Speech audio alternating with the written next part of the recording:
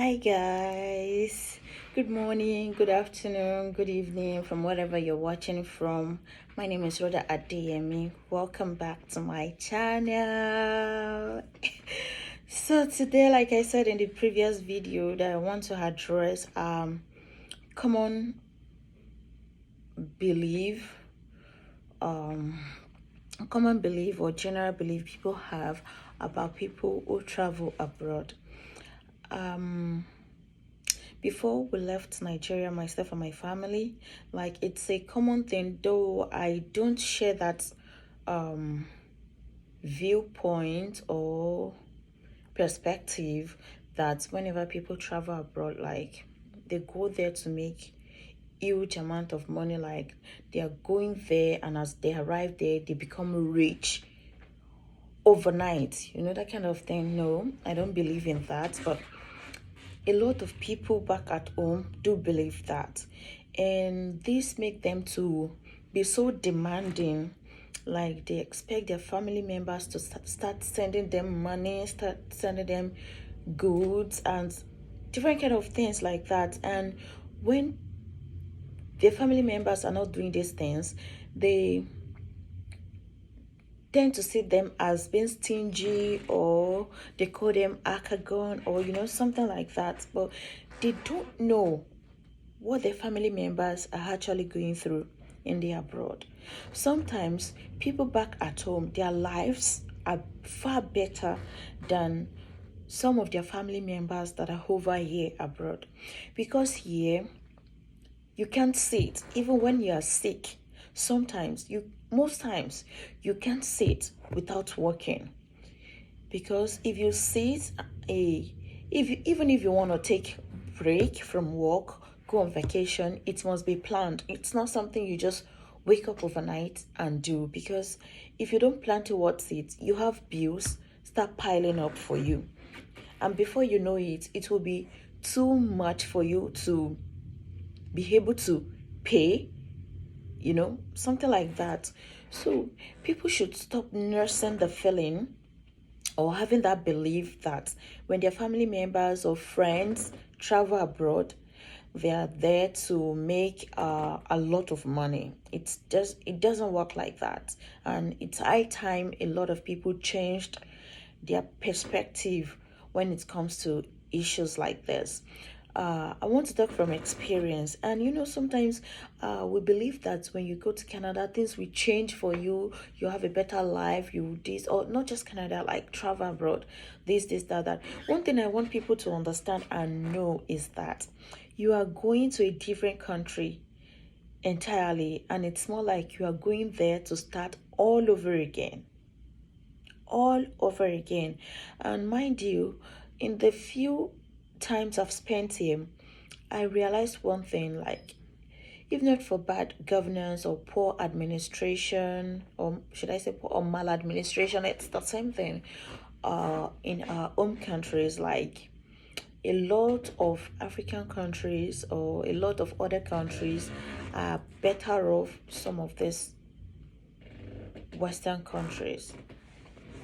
Like, I'm not saying that the Western countries are bad, but in the sense that you can own a house, buy your land, like in some areas, without even paying tax on them. You can easily get rich with whatever you do in your home country. But funny thing is, you can't easily get rich here. You just keep working and working, and sometimes it seems like you're just working for the government. Like, the more you work, the more they take from you in tax. So things like that. So okay, using myself as an example before I digress, like, when I got here, like I said in the last video, I got here in the month of September, and my mind was, at least that very week that I get here, I will get a job and something, like, because I knew how I left home, so that I won't stress or bother my husband. I'll be able to fend for myself. He won't have to bother or be stressed about me. At least I left the children with him, so he will be able to focus on the children and not be stressed about getting money across to me to take care of myself or something like that. So because I came in with few cash, but getting here, I thought I was gonna get a job at least maximum within the 2 weeks I get here. Initially, it was accommodation issue I had to battle with, but thank goodness I was able to get one. Then, like play, almost every day I submit nothing less than 20 applications, almost every day, and that was not enough. My daily routine then was as early as 8 a.m. Without eating anything, I'll leave the house and start moving. I don't even know most places. I don't even know anywhere. And start moving from one place to the other, from one restaurant to one grocery stores, and like that, walking around and asking, are you hiring? Are you hiring? Are you hiring?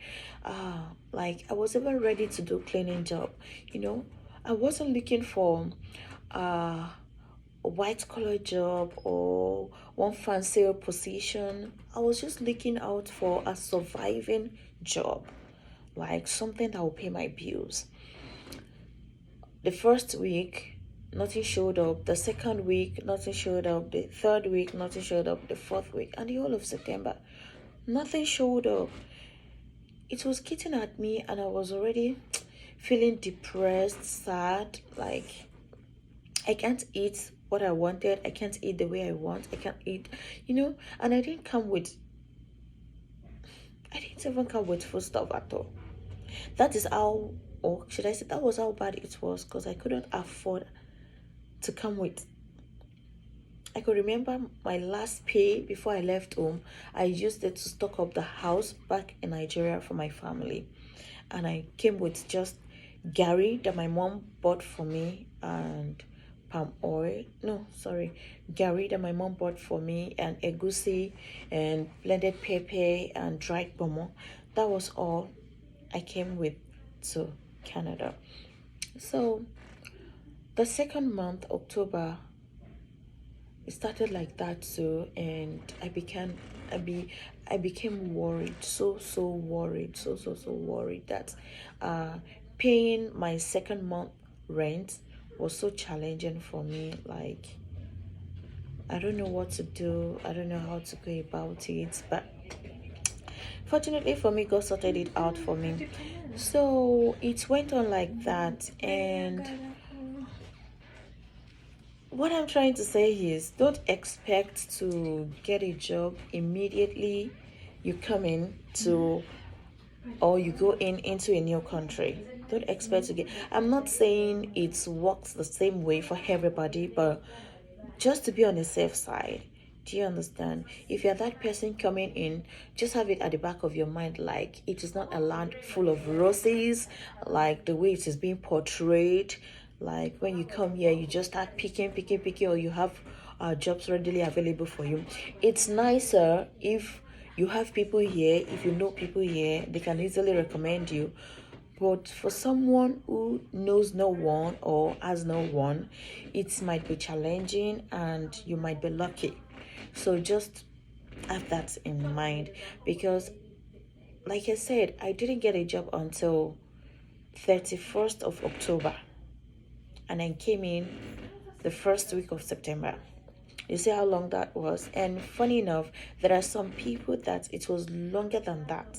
Some people stayed 3 months, 5 months before they get a job. Whereas some people, they get a job just the same week they arrive. So it's kind of dicey, or not the same for everyone, but just have your mind prepared. So that particular period that I was looking for a job, I was this, I was that.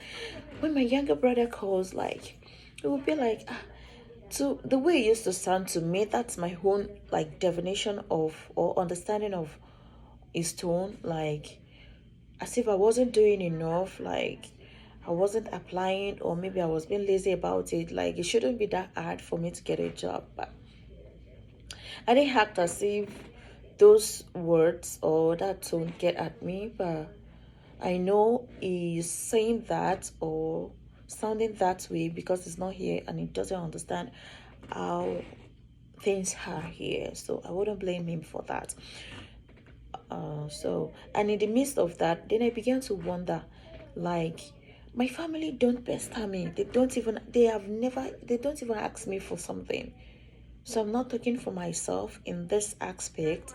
Like, I was just imagining, because I have some people in the same situation that I even got job before them, and they got here before me, and I got job before them, and yet their family members are pestering them, disturbing them to send money home, like saying that, then what's their essence, what are they doing there, they are stingy, things like that. And you don't know what this person is going through. This person hasn't gotten a job. This person is struggling, and yet you are adding to their stress, to their struggle. So, family members can do better. Family members can do better. Don't think people that come abroad they come here to pluck money. People work their asses out to pay their bills. Some people don't even have savings. They don't. So I don't know how this belief came about, but I think it needed to be addressed. Like, it is what it is. It is what it is. So this is what I just thought of and said I was going to share. I don't know if it's the same thing or same way for everyone. Like, when people travel abroad, their friends, their family. There's one thing that happened one time like that.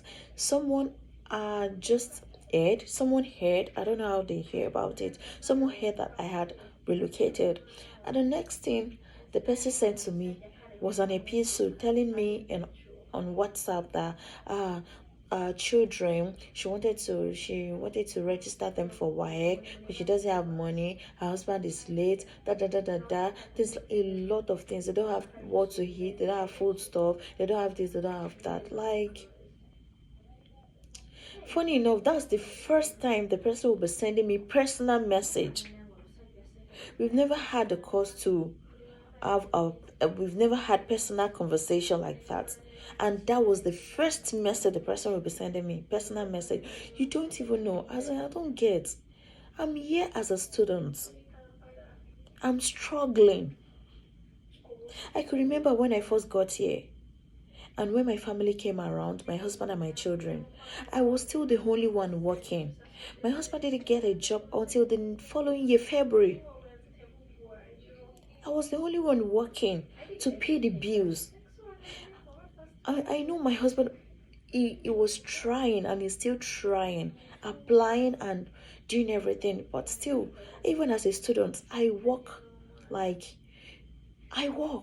hours, 96 hours in 2 weeks, 105 hours in 2 weeks, just because I feel I'm the one that has the job, and bills needed to be paid.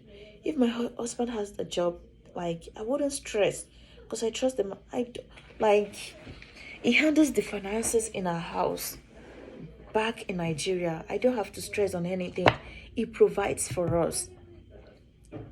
I support him. I don't even wait for him to ask for my support before I support him. I don't have a job like that in Nigeria. I work as a freelance writer on Fiverr. There are days that there will be sales. There are days that there won't be sales.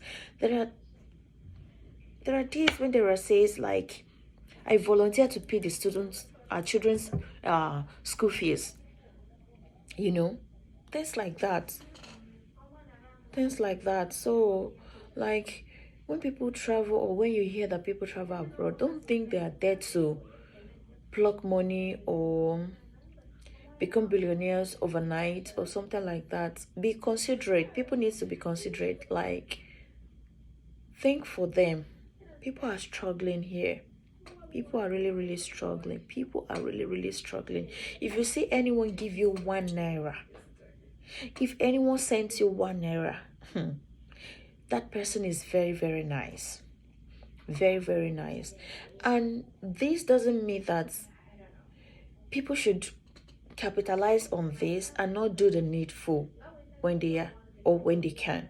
Like, I've seen a guy one time like that at the bus terminal on my way home from work, like the guy was in a video call saying, see snow, see this, see that, and somebody will be asking me from Nigeria to send money to him. See snow, see everywhere is cold, I'm working in the cold, I'm this. Oh girl, calm down. Waiting. We say if they work inside code, they work inside this code together. Even as a student, as I am, on different occasions, I've had to send money to people because I felt it was necessary, it was important, it was needed, and I could afford it. If I can't, nobody will force me. That is it. So it's in two ways. Like, if you can, do. If you can't, and if people can't, family members or friends should understand. They should understand that they can't. If they can, they will. They will. That's my whole logic about life. If you can, do. If you can't, then fine. Fine. So another thing I want to also address is when people travel abroad and you don't know what the environment is like, what the setting is like for them, their life has changed. And moreover, remember that there's a time difference. So it won't be the same. Like, if you've been the one that used to talk, they might not have the time to be calling and calling and calling. There is no crime if you check on them, if you call them. Don't expect them to be the one calling. You know, there are some people, your friends back at home, they will be feeling like, as Batotilo, since she traveled, she doesn't know us again. She has not been calling us again. Do you know what she's doing? She's in a new environment entirely. Everything has changed about the person. You don't know what the person is going through. That person shouldn't be the only one calling and calling. What happens if you send a message? Because I've noticed that most people will expect you to be the one calling and calling, and they claim that I don't know the time to call. Even if you don't know the time to call, send a message. It goes a long way. Send a message. I'm not speaking for people who deliberately cut off their friends. Like, I'm speaking for people that are unavoidably engaged and there is nothing they could do about it. Check on them. When they have the time, they will check on you as well. Like someone like me, you can't expect me to be checking on you 100%. Like, I have children, I go to school, I work, I have assignments, I have things to do, a lot. So if I'm not calling you, that doesn't mean you're not on my mind. I'm just so occupied. I don't even have my personal time. I don't have me time, and you should understand that. So if you check on me, there is no big deal about it. It will even make me feel like someone thinks of me. Someone thinks about me. Like, someone cares about me. You know, it goes a long way. So this I felt I should talk about, I should share, and that's all. So catch you again in our next video. Thanks for watching. Thanks for staying tuned. Love you. Bye.